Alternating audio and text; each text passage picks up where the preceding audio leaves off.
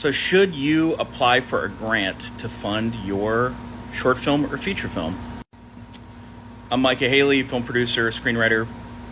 So follow this comment back and look at the whole 3-minute TikTok and look what that filmmaker went through to get her film financed through a grant. It is insane.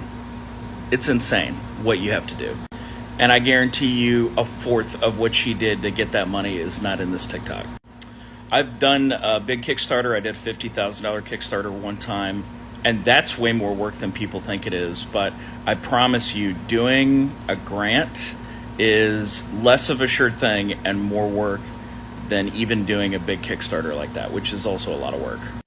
So what should you do instead? Well, if you're making a short film, I would recommend that you do it for whatever money you have. If it's $500, it's $500, okay? If it's $5,000 on a credit card, that's what it is. But I would not go raise $10, $20, $30, $40, $50,000 for a short film, because you're not going to get that money back. That's all a sunk cost.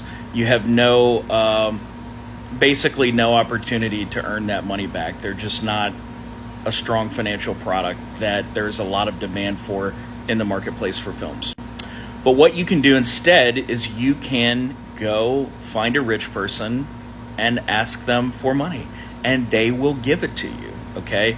Doesn't have to be a relative, doesn't have to be a friend, doesn't have to be somebody you've ever met before, but there are rich people who will give you the money to make a film, and you want it to be a feature film so that you can hopefully give them their money back, but they will give you their money, and I'm going to tell you where to look. So the first thing you need to do is look around you and find profitable businesses.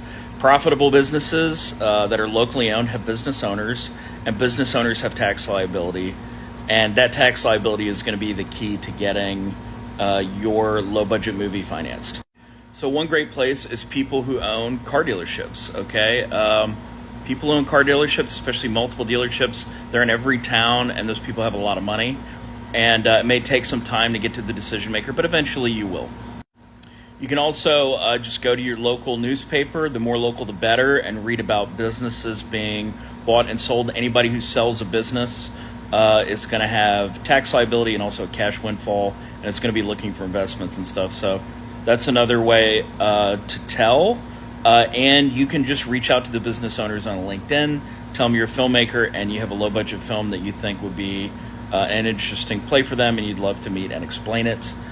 Stay tuned for part 2. I'm going to explain in more detail.